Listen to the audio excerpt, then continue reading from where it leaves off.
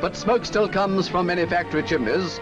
The soot-filled skies of Britain's industrial past have thankfully long since disappeared.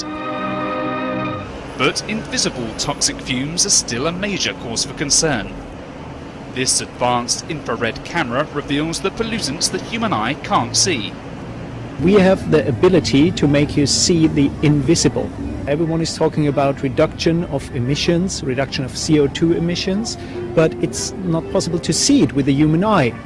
So we recognize that our technology is capable to make that visible and to help you create awareness of that so important topic. Cameras like this are normally used in industry to check for CO2 leaks. But it can also show concentrations of pollutants and how they spread from the source into the air. You start with a grayscale image and you can flip through different scales, each scale enhancing different scenes and also highlighting some contrast. The World Health Organization recently linked air pollution to millions of premature deaths globally. Physically seeing where toxic fumes linger could be invaluable to public health, say experts.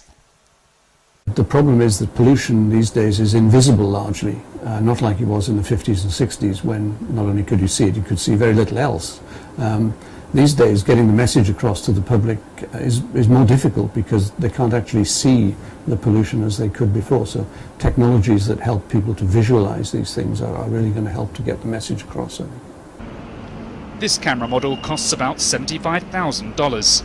But as smartphones become ever more advanced, the makers say a similar technology could, before long, help us all identify pollution hotspots.